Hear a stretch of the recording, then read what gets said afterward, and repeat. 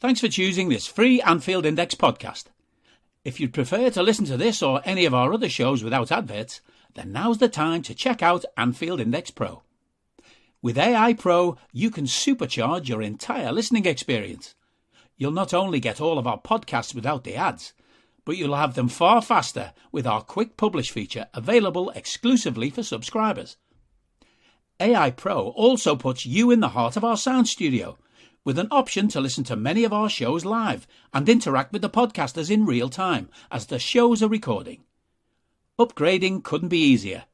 AI Pro is available on all popular podcast platforms, and we have our own apps for Apple and Android. Just head on over to AnfieldIndexPro.com and get started today. Hello, welcome to AI Scouted on Anfield Index Pro. I'm Dave Hendrick, joined by Mr. Karl Matchett. And Mr. Matchett, the only way I can introduce you today is by saying good evening. Oh, don't start. Have we got to do this all day long? I don't want Yes. to. I don't want to talk about him at all, in fact. Let's just You have to. it all over again. No. This is the Karl Matchett derby. The team he loves. The manager he can't abide. It was the Albi Moreno derby until I realised that your dislike of Unai Emery is probably the funniest thing about this. And there is like 0.1% of me that wants us to get knocked out just so that we can celebrate Unai Emery. Mate, if that happens and you're happy about it, you'll be going top of your own prick of the week ranking. No. I didn't say I'd be happy about it. I said there was like 0.1%. Outrageous behaviour all around. Liverpool versus Villarreal in the Champions League semi-final. We will get to that. But before we get there, we have some questions that I wanted to do first. So, first question is from Tom James. So, rumour is Frankie de Jong could push for a move this summer. Is that an avenue you think Liverpool could explore and realistically get something done? Now, Patrick has said, not sure it's worthwhile considering his best role is generally Thiago's role, but he's definitely a great player. So, Shamik has asked, would you consider Thiago plus cash for Frankie? Now, we discussed this maybe last summer when this sort of thing got floated before. What are your thoughts on it, and is it something you consider? I don't think I would, but it depends on who the midfielder we buy is, because we're going on the assumption that we will be getting a central midfielder this summer. We think that maybe Oxlade-Chamberlain maybe is one to depart. We've got to wait and see what happens with Navigator's contract, obviously. James Milner the same. So we think that centre mid might in general be the position that we look to make a big addition in. You know, we've got one in the front line, obviously, with Luis Diaz mid-season. We got Ibrahima Konate last year. Tsimikas was the year before, but he's this year started to make more of an impact. So it stands to reason that midfield would be the area that we most concentrate on a senior. If we only make another one signing or one big name signing or big money signing or whatever, it might be there.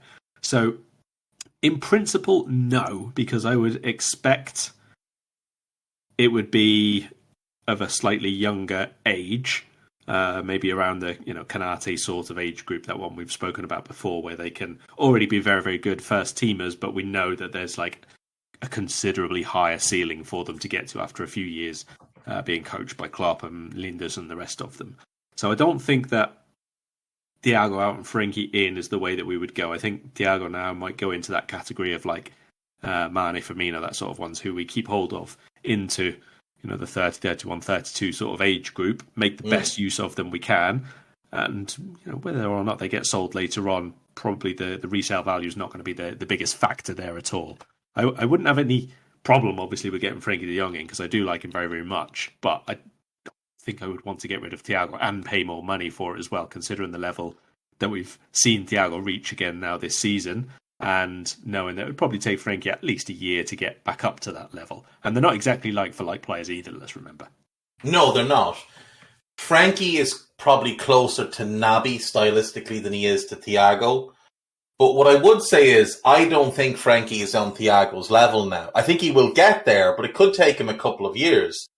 So in the short term, it's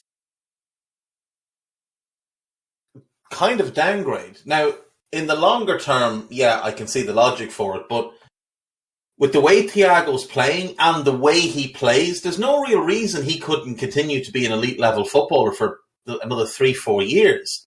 Like, look at Luka Modric, what he's doing at near 36 years of age. There's no reason Thiago can't play at an exceptional level till he's 34, 35. And I'd rather keep him and have it be him because we already have him in-house, rather than spending a massive amount of money on Frankie that would potentially cost us having, because we'd still need that other midfielder is the thing. Like, if we were to sell Thiago to bring him in, we'd still need someone to play on the right of the midfield, because in our setup, Frankie would fit better on the left. So you'd have Frankie and Naby on the left, Fabinho and Henderson in the middle, somebody and Elliott or Jones or whoever on the right, or both of those on the right. So we'd still need that right-sided player, even bringing in Frankie, and we're now down what would probably be a substantial amount of money. I think our best focus is to get someone for that right-sided role.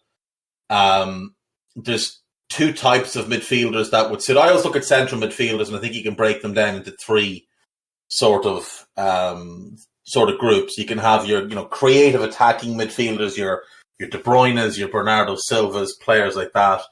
You can have your box-to-box midfielders, Henderson in his prime, but more suitably a Leon Goretzka type, that powerful runner from midfield.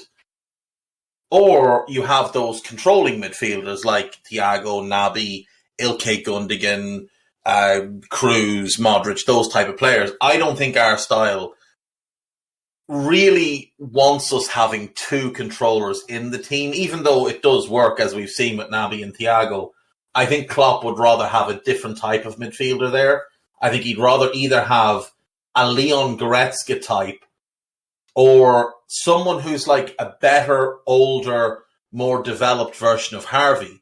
So I was thinking about this the other day. If we have Naby and Thiago on the left, Fabinho and Henderson in the middle, and then somebody and Elliott on the right, and I was thinking someone like Lovro Major from Rennes, who's stylistically similar to Harvey, plays a similar type of area, and would allow us to play the same way, regardless of whether it's him or Harvey there.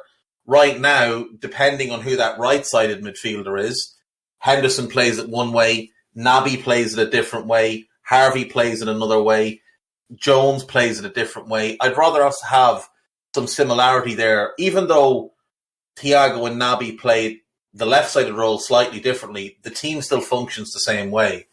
So for that reason, Frankie wouldn't be on my list. I'd rather someone like a Lovro Major, who I think we could get at a pretty reasonable price.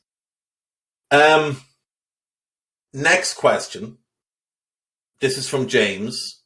What do you make of the Darwin Núñez links today? Now, I would say that the only way we sign Darwin is if we sell Sadio. And our attack next season is like a 7-man group. So I'm factoring in Divock leaving and potentially Taki leaving.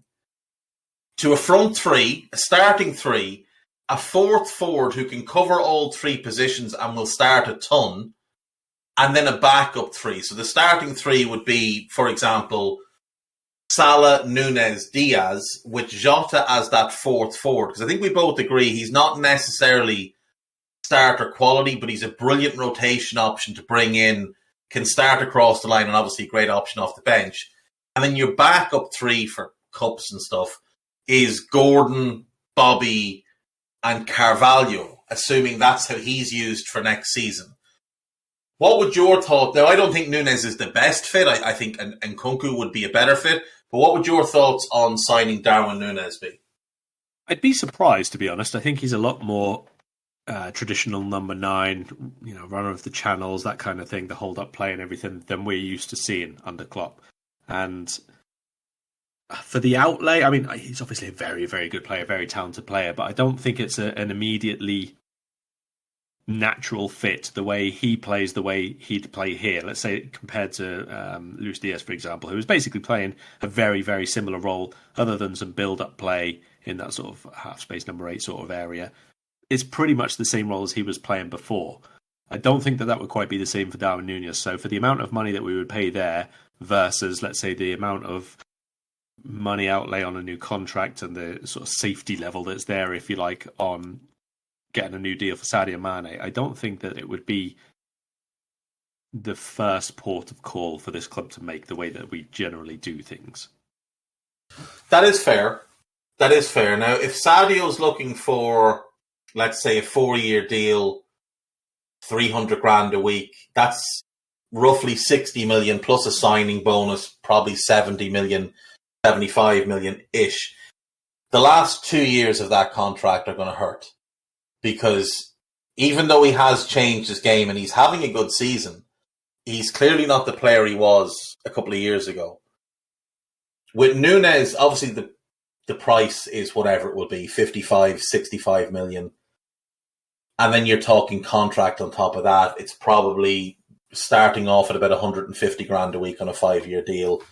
That's 7.5 million, 37.5 million. You're probably talking an initial outlay on Darwin of about 100 million. So the gap between the cost of renewing Mane for 4 years and signing Darwin for 5 years isn't going to be astronomical when you factor in Mane will want much bigger wages. But he's not the ideal fit. We would have to be looking at changing how we play. And maybe Jurgen Klopp is. Maybe he is looking at changing how we play. But if he is looking at going to a 4-2-3-1, I still think Salah makes more sense in that number 9 position than anyone we could bring in. I also think in a 4-2-3-1, Salah as the 9 is better than Salah as the right winger, especially as he ages. So if we were doing something like that, again, I think an Nkunku who can slot in as the 10 makes more sense. In a 4-3-3, Nkunku fits in perfectly as a 9, a false 9 type, as we've seen this season. And in a 4-2-3-1, I think he fits in better as a 10 with Salah as the 9. Now, we'd still need to buy a right winger then. But if we had bought a Lovro Major and had a Harvey Elliott, those two can cover that right wing role absolutely fine. So, yeah, as much as I love Darwin, and look, if we sign him, I'll be delighted because I do think he'd be a really good player for us. I think he'd score an absolute boatload of goals. It is more of an awkward fit than, say, bringing in Nkunku or Rafinha, who you can see as a more direct fit into the team. Like, we could buy Rafinha for the right wing and move Salah into the middle if Sadio left, and that's an interesting front three: Rafinha, Salah, and Diaz. That's something that could work quite well. The final question we have is from Jamie Buck, and I'm going to just give this to you because I said to you before we started recording, this is near impossible to limit to cut this down. Top 5 Steven Gerrard performances. You don't have to give 5. Give me 2 or 3 or 4 of the ones that really stand out to you when you think about Steven Gerrard as a Liverpool player. I mean, Istanbul comes to mind. I think he was one of the ones who really did drag us back into it. Goal aside, he was everywhere, wasn't he, for a large part of that second half. One we mentioned recently. Putting out fires all second half. Goal aside, he was literally just trying to keep us in that game by chasing everybody. Cramps closing down and last-ditch tackles on a cross, basically. That's what his game was there. He was pretty immense, let's be honest. I think the game we spoke about recently, when he came off the bench and hit a second-half hat-trick against Napoli, would be a standout for me. Probably the only standout moment of the Hodgson era. Well, there were plenty of standouts, just not for the good reason. It's a good standout moment. Yeah. The Fulham game, I think it was Fulham away, where he set up Sturridge with that outside of the boot pass. That game he actually played really well in. It wasn't like a particularly scored a penalty, didn't game. Yeah, I can't remember now if that was the same one or not. That might have been a different game. Might have been another late. No, I think that's the same game. I think it was the 13-14 season. And What strikes me about that game is we were still in quite the early days of AI podcasts, and Gags and John Ritchie, who'd both been sampling some alcoholic beverages on the evening, jumped on afterwards. Yeah, so we go 1-0 down. He sets up Sturridge on 41 minutes. Then Richardson scores for them to make it 2-1. Coutinho scores on 72. And then Gerrard scores the winning penalty on 91 after Johnny Heitinga, former Blue Secret Red, gifts us a late penalty. And then Gerrard got booked for his celebration after scoring it, as far as I can remember. Gags and John Ritchie jumped in a podcast, fairly loaded, and they just basically giggled for 45 minutes. Yes, that does sound memorable now. I'd probably put in the Manchester United game as well at Old Trafford. I'm sure we all know which one I'm talking about there. I think that was possibly one of the best Gerrard-Torres combination performances that I saw. There was loads and loads of really good goals between the two, but I think for an all-over match, that was maybe one of the best ones. And then the Real Madrid one as well, but that was more of the entire team was great rather than just Gerrard. Yeah, that's a good shout. The team were unbelievable that night against Real. The game at Old Trafford that season he was on a different level. Their midfield could not cope with him at all. There's obviously his FA Cup final where he was a bit special. I remember one of the League Cup finals, the one we beat United in.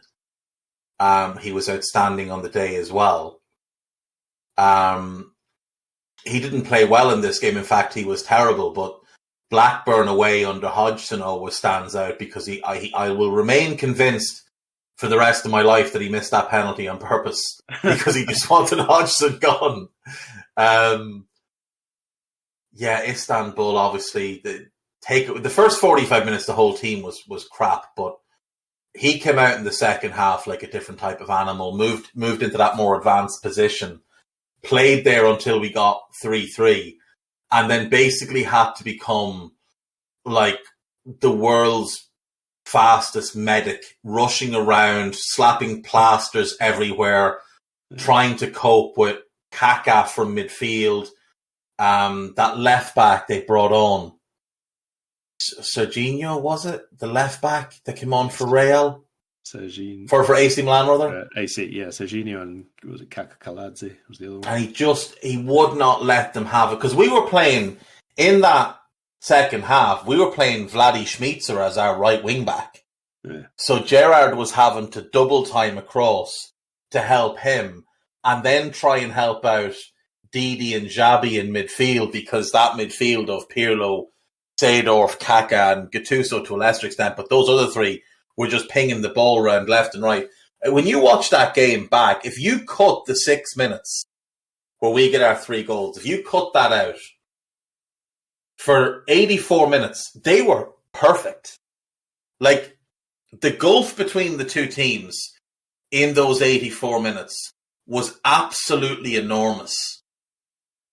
But because we had that 6 minutes and because of what he was able to do, and then obviously into extra time as well, they were far better than us in extra time. But again, it was him.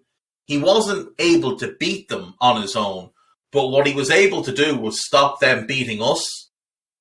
And it was just, for a guy who I've criticised many times as not being the most defensively aware player in the world, he was astonishing that night in terms of his appetite to just not lose the game.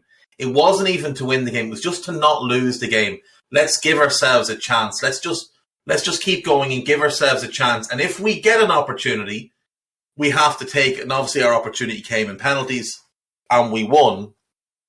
But there's some early Gerrard as well, like some of the games in the Europa League run, or the UEFA Cup as it was back in 2001.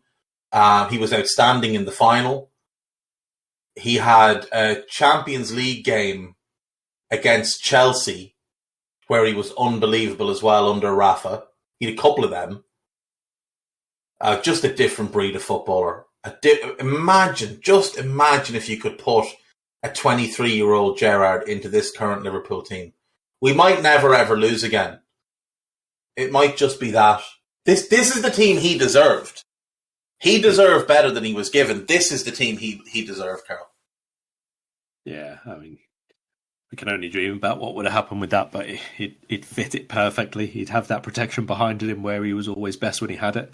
And even when we think about Gerrard's most effective role, not the one he liked most, but when he was out on that right-hand side, it's kind of what our number 8 does now as well, isn't it? You know, dovetailing out to that flank, able to put in deliveries as well as get into the area to attack.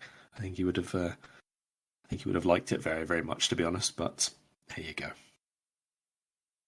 Yeah, I think so. If you had him, you really would want someone like Darwin, like a 9 who's just so dominant in the air. Because just imagine the service you get from Gerrard and Trent on the right, and then Robbo on the left. Like if you had someone, Jota's great in the air, don't get me wrong, but if you had like a 6'1", 6'2" version of Jota, who was a bit more physical, they might get 50 goals in a season. It would just be ridiculous, the service they'd be getting game after game after game. It'd be disgusting. We were robbed by Steven Gerrard's parents not waiting 10 years to have him. Actually, we'll probably need to be 15 years, but, you know, such is life. Right, we can't dilly-dally any longer. You must take your punishment, Karl. Unai Emery's Villarreal in the Champions League on Wednesday. This is a game nobody expected. This is not one of the teams that was on anyone's shortlist to make the Champions League semi-final. They were in a group with Manchester United, Atalanta and Young Boys. They conspired twice to lose games to Manchester United that they should have won. They drew with Atalanta, they beat Young Boys twice, and they beat Atalanta away in the final game to sneak into the knockout stages. They played a 1-1 draw with Juventus at home, then went to Turin and won 3-0. Then they played out a 1-0 win over Bayern Munich in the first leg. And we both thought, and I'll join you in this, we both thought Bayern are going to smack the life of them. When they get them back to the Allianz, it won't even be funny. They'll score in 5 minutes, and then they're just going to romp to victory. It took them 52 minutes to score. And then Bayern just did one of the weirdest things I've ever seen and forgot that they have to play both directions. Gifted a counterattack to Villarreal, and Samuel Chukwueze, who's had a fairly poor season, in the 88th minute gets on the end of a cross to put it into the back of the net past Manuel Neuer.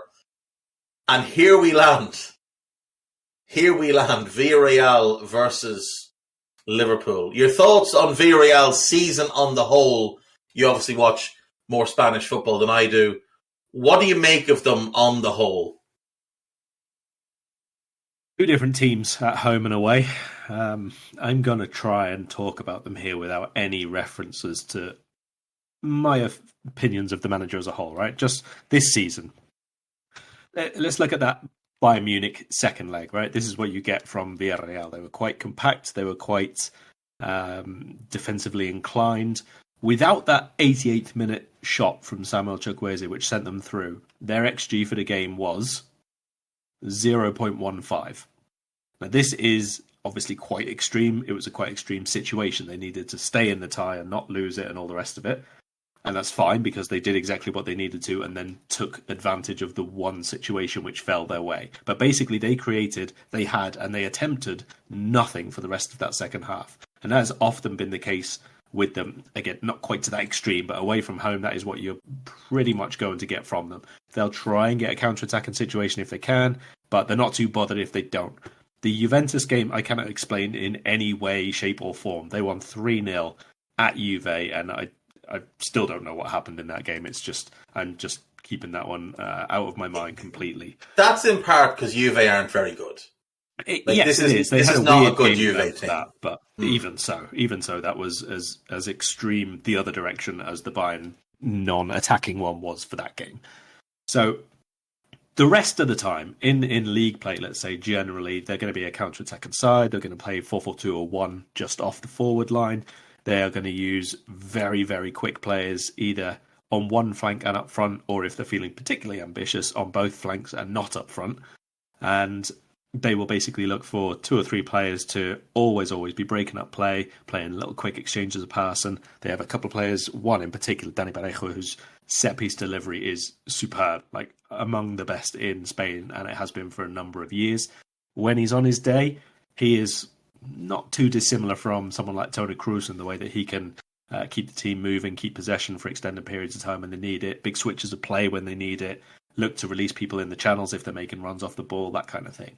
So he's one of the fulcrums of their play all around. Weirdly, for people who don't or haven't seen him since he left the Premier League, Francis Coquelin has actually been a really big player for them as well. He's as combative as you remember, sometimes starts centrally, sometimes a little bit wider, or dovetailing between the two with Manu Trigueros, for example. He might miss this game injured, though, and it'd be quite a big loss for them, actually, if he is, especially with the away leg, I would have thought.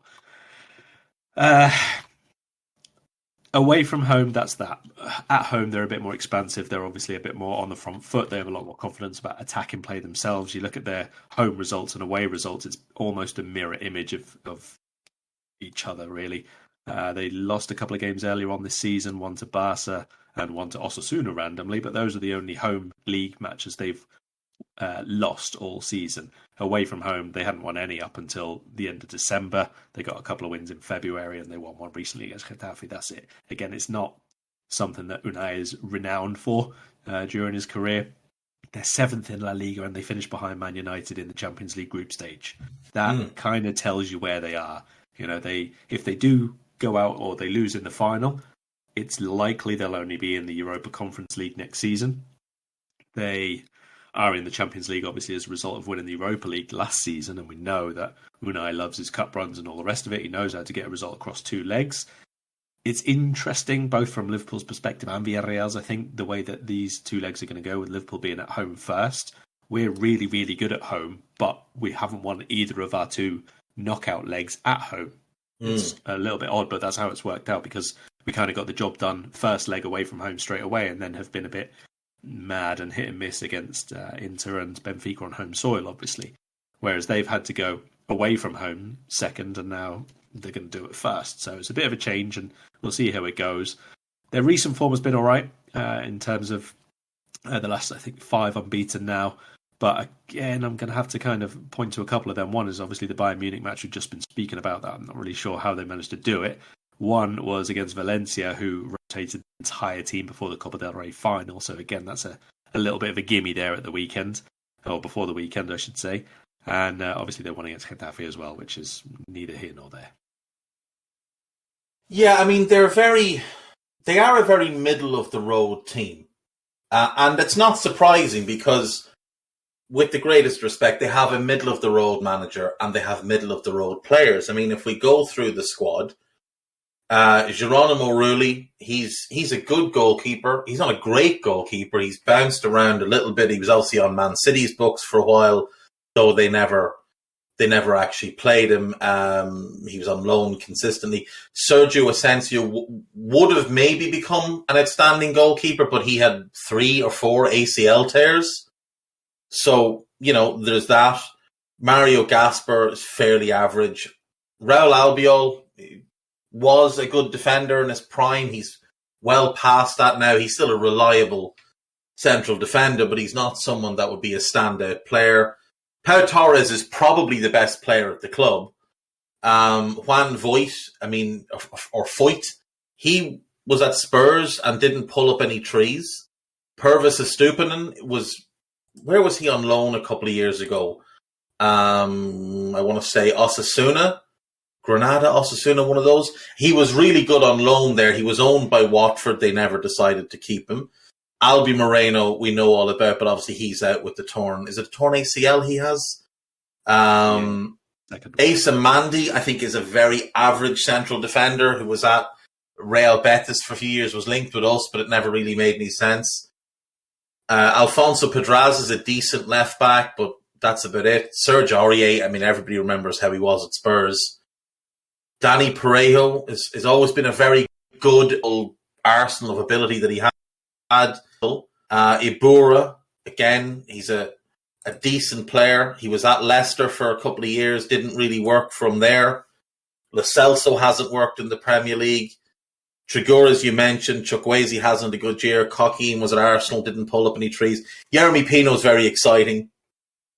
Gerard Moreno's probably the one that should have had a better career because he is a very good striker, but for some reason the big clubs just never came calling. Alcalcer, I think, is sort of the same. I think he's a much better bench option than starter. And then Arnaut Danjuma, who I want to ask you about, who is having a good season without question. He's cooled off after the amazing start he had to the year, but he was with Bournemouth for a couple of years. Did little or nothing in the Premier League, and then obviously had a really good season in the Championship. What do you make of him? Like, is he someone that is good enough to potentially play for a club like us? Because he has been linked. I wouldn't put him quite as high as that. I do think he can play for a Champions League level side. I think when we did the Dortmund podcast, I think I picked him as the forward in the end. Him or Cody Gakpo, I can't remember now.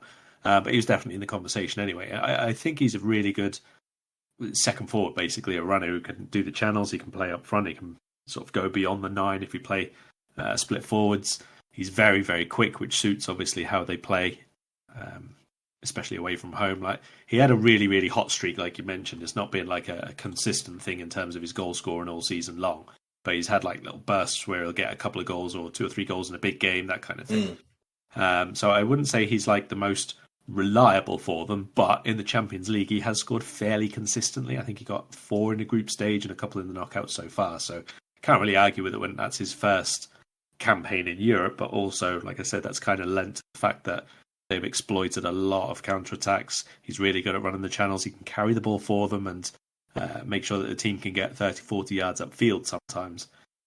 It's not going to be quite the same way as when we played Benfica and they used Darwin for that, for example. That was a lot more hold-up play, turn the defender, use that power to sort of get the wrong side of the centre-back, that kind of thing. Whereas Danjuma's a lot more about manipulating the ball, quick footwork, got pace to knock it beyond and run if he wants to do that. That'll probably impact on Klopp's selection at the back, I would imagine. So just looking at his goal log for the season, he only played 4 games. He didn't play in the first game. Played 4 minutes in the second game. Then he played 27 minutes. He scored then in 1, 2, 3, 4, 5, 6, 7. In 8 appearances, in his first 8 real appearances, including one off the bench, he scored 5 goals. And then he had some injuries. He wasn't in the team for a while.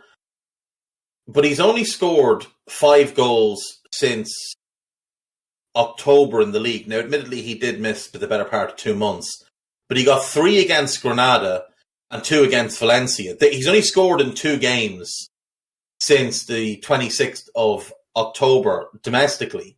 Now, like you said, he has done well in the Champions League. He scored against Atalanta in the home game. He scored against Young Boys in the home game. 2 against Atalanta in the away game. Scored away to Juventus and at home to Bayern. So he has played well in the big games. He also has 4 assists on the season, 3 domestically and 1 in the Champions League. But he has been quite streaky. Like, he had that hot start and everybody said, oh, Liverpool made a mistake in not buying him because he was scoring in the league, he was scoring in the Champions League, he was playing really well. But he's just been very, very streaky. Like, there's a little bit of Memphis about him, and I wonder if he could be sort of a Memphis light if used in that centre-forward role. But I'm just, like, I watch him play, and there's no doubting he's talented. It's just a matter about what the maximum level, like, what is his apex as a player? And I think he falls just short. Like you, I think he could play for a Champions League team.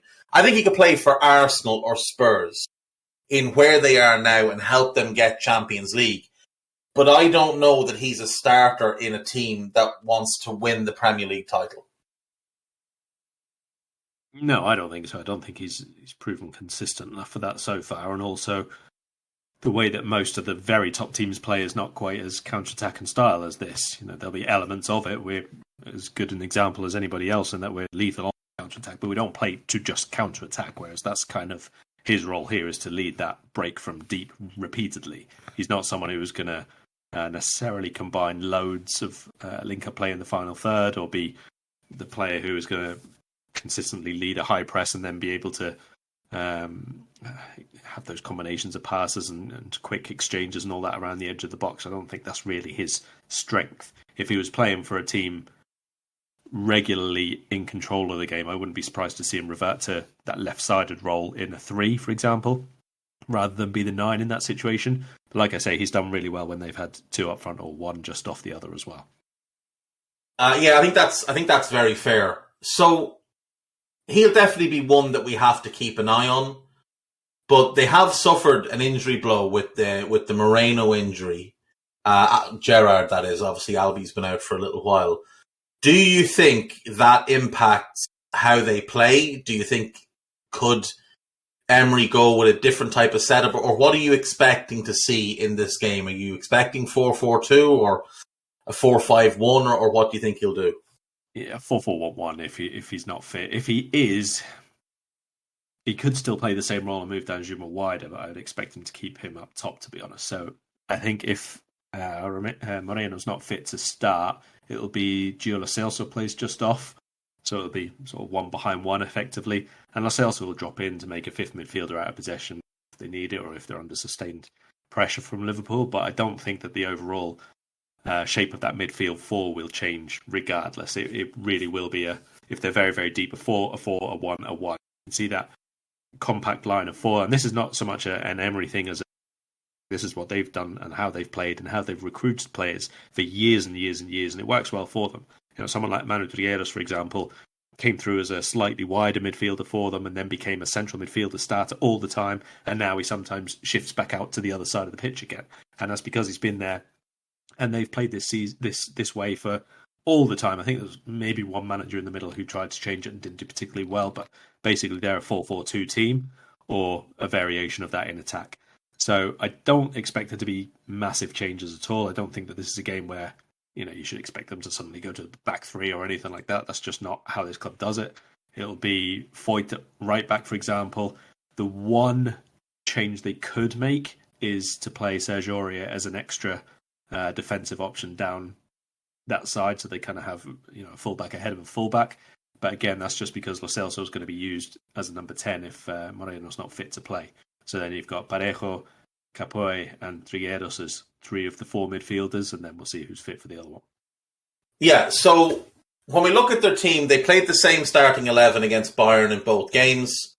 Rulli in goal, Foyt, Albiol, Torres, and Estupiñán as the back 4. Lo Celso right side of midfield, as you suggested, he probably will be the one that will move in to replace Moreno in the 1-on-1 with Danjuma, which could leave a slot there for Aurier to come in. Capoue and Parejo in central midfield.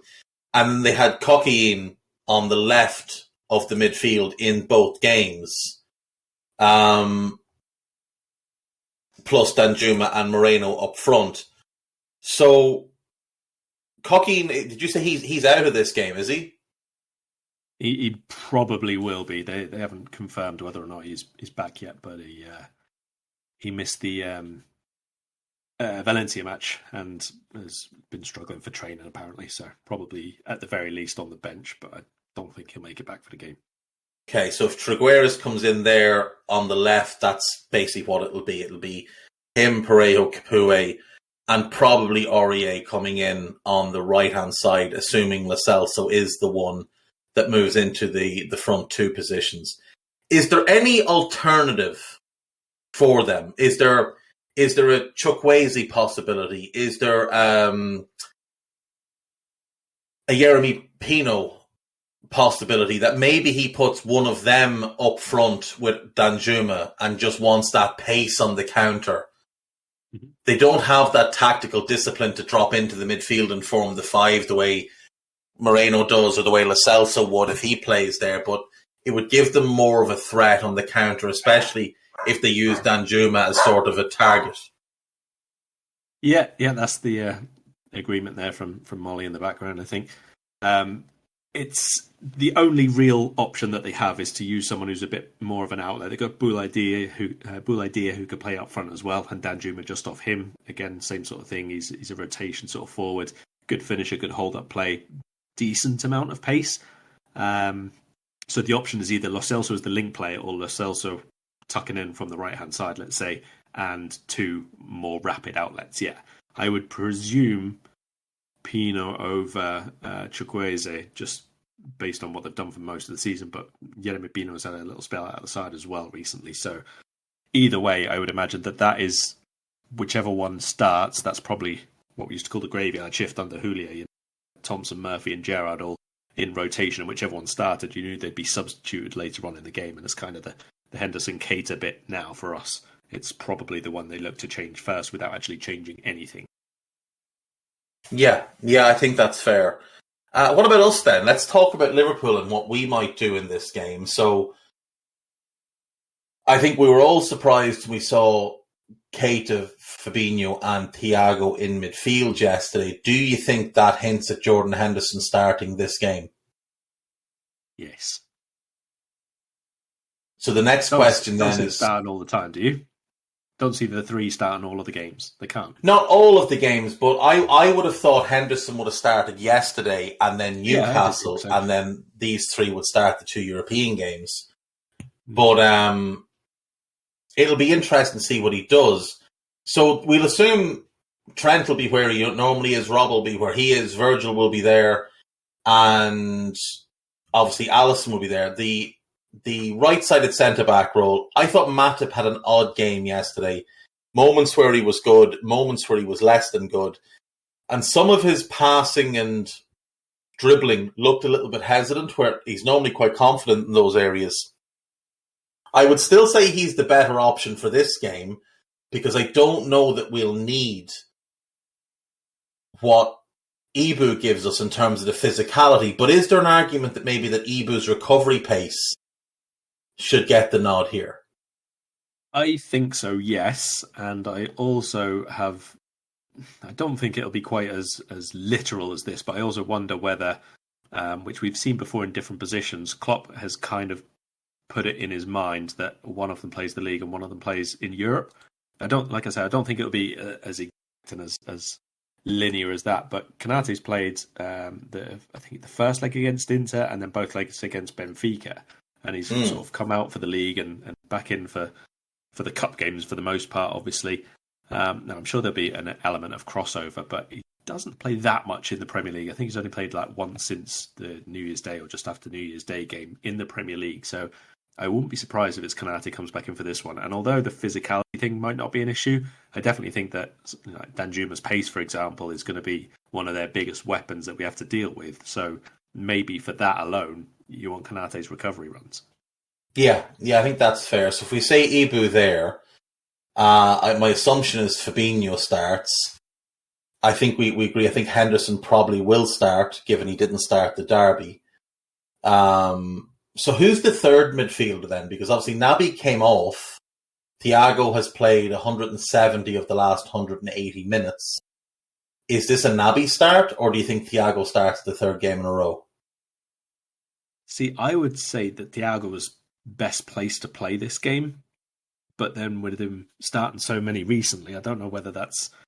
he's got to come out at some point, hasn't he? So I don't know whether we're going to make the decision over whether to start him in this one or the weekend, for example, because there's very, very little time between the end of the first leg and the start of the Newcastle match. So there's definitely going to be a few changes there. And I kind of wonder, we kind of glossed over it there, but I wonder whether there might be a change at fullback as well. With this being the home leg, we would expect to dominate possession. We would expect to probably create a few chances because we're going to have at least one fresh forward, you would imagine. We'll get there in a minute. But there will be people who can run in attack and people who can create a lot in attack, regardless of who starts. So I wonder whether he thinks that because this is not straight knockout, we've got another game to go, maybe this is one he can change. I don't know, let's say Joe Gomez comes in or something like that. Yeah, I don't know that I'd want Joe when I think we'll need Trent's playmaking in this game because they'll be very much in a deep block. But I could certainly see Costa starting over Robbo if he wanted to give one of them a bit of a rest. Yeah, I mean, it's definitely possible, given, like you said, it is the home game. We do have Newcastle on a short turnaround, and that's obviously a massive game, and they're a team in form, second most points in the league since New Year's Day. They're now up to ninth, and Eddie Howe has, to his credit, done a very, very good job, but I still think this has to be the primary focus. I think, we can say, oh, it's only Villarreal, but Bayern said the same. I'm sure Juve said the same. United said the same before the Europa League final last year, and all of them got found out in the end. So I think he will want to go as strong as possible with, some safe rotations, such as bringing in Henderson, bringing in Ibu. I don't know that he will necessarily trust anyone at fullback, even though I think Costas is certainly gaining his trust. I don't know that Joe Gomez has his full trust yet. Not at fullback. At centre-back, maybe, but even at that, he's the fourth centre-back. I don't think he has it at right-back for a game like this. I think he's if he does rotate the fullbacks, I think it might be for the Newcastle game. And it probably makes more sense to do it for the second leg anyway, if we're going to be a little, if we get a decent result in the first leg, then you can have someone who's a little bit more cautious or a little bit more hold your ground in the second leg, can't you, rather than having to go for it because you've only got yourself a 1-0 lead or a draw in the first leg, I suppose. So we might have to miss out on Thiago for the Newcastle game then, I would imagine, because I really do think that this is a game that we're going to benefit from what he brings to the pitch and where he is at the moment. We're talking about facing a very, very compact side. Like Villarreal have one of the best defensive records, whatever about results and whether they win or not. They have one of the best defensive records in Spain, and they have shut out Bayern Munich for long periods, and they didn't let Juventus obviously get in and score against them. It's not terribly easy to break them down. They're not a side that goes out and wins games all the time, but they don't habitually lose too many either. And we will need that element of creativity. So I'd be in, obviously fitness and everything dependent, I'd be very, very tempted to start Thiago in this one regardless. Yeah, I think so. If you look at the two games against Bayern, in the home leg, Bayern had 68% of the ball. In the away leg, they had 62%. In the home leg, they had 23 shots, and in the away leg, 22 shots. Villarreal will allow teams to shoot. They just limit where they shoot from. They're very good at limiting teams to low probability opportunities. And for us, one of the ways we can create high probability opportunities is by having Thiago there with that kind of lock-picking ability. Like you said, Villarreal have one of the best defensive records in La Liga. Only Real Madrid, Sevilla, who are third, and Real Madrid, who are first, have better defensive records. Theirs is joint third best with Real Sociedad. And Real Sociedad don't score any goals. They're like the Wolves of La Liga. They've conceded 31, but they've only scored 32, whereas Villarreal have scored 53. So they're like, it's a normal balance to their team. What about our front three then? I'm expecting Salah, Mane, Diaz as the front three because I think that's our best way to spread them out, to try and pull fullbacks into areas they don't want to go to and create gaps that might become opportunities. I expect you're going to be right, but my feeling for this one is that Jota starting centre forward might work well for us. I think this is it might turn out to be the game. Yeah, it might turn out to be the game where you need one of those. Basically, what he's been for us as a poacher, isn't it? Along with all the other stuff he does, but I mean, inside the area, he plays as a for us. Someone who can just glance ahead towards goal, find space between two good but relatively immobile centre backs. They hold their ground. They don't go man for man or anything. His ability to finish scrappy goals from close range or to get himself in that space for the cutbacks or the balls that are bubbling around the box and find the bottom corner, even if he hasn't done anything for 55 minutes. I think that Jota, this might be a good game to start him, to be honest. It's against centre-backs who they're well organised, they're well protected, they don't have huge volumes of space in behind them, But like I said, they're not that mobile. They're not very quick in terms of acceleration, not just long distances, because there's not going to be that much space behind them, but even over like 5-10 yards. I don't think Pau Torres is particularly quick, to be perfectly honest. He's not lightning at turning. He's not hugely agile. So obviously, as usual, no problem with Sadio Mane starts, and I think good form in general. But this might be a game I start Jota in, Diaz to the left, and Salah to the right. Salah to the right, Jota to the middle, and Diaz to the left with Mane and Bobby hopefully available off the bench. That may well be the best way to go. Like you said, they're two fairly stuck in the mud centre backs. Torres is just. What is your thoughts on Pau Torres as a potential Premier League centre back? Is he one that would suit a Manchester United alongside Rafa Varane in a 2, or is he someone more suited to playing left side of a 3 at Spurs? No, I would say in a 2 is fine, but more than in the 2 or the 3 would be how and where a team plays, because Man United basically have no discernible style whatsoever. So we don't know how they're going to play, how high they're going to have the line, play out of defence. Varane, I don't necessarily think that you need a ball player out of the back when you've got Varane there, if he is there on a regular basis.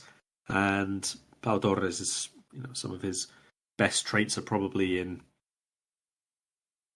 not necessarily in ball playing in terms of creativity, but certainly having that composure and technique on the ball to start moves from the back and put the ball into the areas where you do want to build from. So again, depends on whether they're going to play, a really deep playmaker or a double pivot midfield who's just going to be about all the energy and everything like that. So he's good enough to play for United, especially considering where they are. But I don't see that if they had a functioning team and, an actual proper way of playing in midfield, which doesn't just rely on decentness in attack and last-ditch stuff in defence, I don't see that he's an enormous upgrade on Harry Maguire, to be honest. Unless it's like with a really high line, or you've got no Varane either and you need him to be the one who's playing out. If you played in the 3, for example, I wouldn't see anything wrong with playing Maguire centrally and Pau Torres to the left of him. You've got one who can do all the heading away and one who can play out a little bit, but I don't think he's a massive upgrade on him. And I suppose the big problem then is if you play a high line and David De Gea is your goalkeeper who's terrified to leave his 6-yard box, you're going to be in trouble either way. Karl, before we get actually, give me a prediction first, and then I have one final question for you. 43-0. I couldn't resist. We cannot lose to this guy. We can't even. We can't even. Look, there's obviously going to be a draw at some point because of Unai Emery. He's coming to play for the draw. He's coming to play for the draw. I would suspect that there will be a period of the game where they will maybe be 5 percentage points above Everton's possession at some stage of the game. I expect them to be a bit more adventurous and a bit more counter-attack threat, and certainly not as desperate and probably not as divey. But in general, they're going to come here for try and take the second leg back home and still be in the tie. That's their job here. That's not just the job that you would expect of a smaller side who would not challenge them for the title in their own league, but of many teams who come to Liverpool for a first leg and they have the second leg home. So that's European plan, basically. So I wouldn't blame them or be surprised in the slightest. And obviously there's plenty of parts of that team to be respectful of, but Liverpool should trounce them. So I'm going to go 3-1. Yeah, I mean, they won't be as cheaty as... don't imagine they'll start time wasting in the 6th minute as Everton did at the weekend. But I'm going to say Liverpool win 2-0. I'll take a 2-0, and I think if we go to their place with a 2-0 lead, I think we go through comfortably. I don't think they'll beat us in either leg. I think if we can get the business done at home, we can get a draw over there, and then we're good. And if we play them over there and they have to come chase the game, I think we'll carve them apart. Right, so that's that. That game is Wednesday night. The Karl match at Derby, so do enjoy that one. But one last question before we go, Karl. I want your opinion on something. Anthony Gordon said that the penalty incident with Joel Matip, that the reason he went down is because Joel Matip stood on his foot and he felt intense pain. What's your thoughts on that? Largely the same as they were at the moment it happened. I don't care, get up. It wasn't a foul. It wasn't intense pain. It wasn't intense pain when Richarlison went down. It wasn't intense pain when any of the other ones went down. You've had enough cheap penalties at Anfield to last your team 10 years, and to be quite honest, unless you make changes, it might be another 10 years until you play at Anfield. Sorry, Dell has corrected me. It was severe pain. He said he felt severe pain, which again, it's absolute nonsense. Do you know what? I would have far more respect for him if he just came out and said, yeah, I did, I dived, what about it? And was just brazen about it. I'd have more respect for Guardiola if he came out and just started throwing money at Jeff Stelling and said, yeah, we buy the league, what about it? Who's going to stop us? If these managers and players would just have a bit more honesty and just be like respectful of the fact that most of us are intelligent human beings who can see what's actually happening, I think we'd be in a far better place. It appears like Elon Musk is about to finalise a purchase of Twitter, so it may well be time for us all to find something else to do with our days. We'll leave it there. Karl, thank you as always. Anything you've got coming up that you want people to know about? I will have a piece pre-match for this one on the Indie. I will have a piece either pre or post-match for Real Madrid against Man City as well, and the usual stuff before the weekend. Cool. So follow Karl on Twitter at Karl Matchett. Read his work on The Independent, and This Is Anfield when he gets time. Follow Guy Drinkle at Guy Drinkle and listen to the Two Footed Podcast every day at 4 p.m. Talk to you soon. Bye-bye. We hope you enjoyed listening to this Anfield Index show. Please be sure to subscribe to our channel so future podcasts find their way to your device automatically. There's nothing quite like fan engagement, and we'd love to know what you think of anything discussed on this show. The best way to get in touch is over on our free Discord community, where both podcasters and listeners debate the hottest LFC topics 24/7. Sign up free now at AnfieldIndex.com/Discord. You won't regret it. You can also follow us on Twitter at Anfield Index and find us on Facebook by searching for Anfield Index. Oh, and before you go, we'd love it if you could leave us a 5-star review on your favourite podcast app. It only takes a couple of seconds, and it means the world to the people who create these free shows.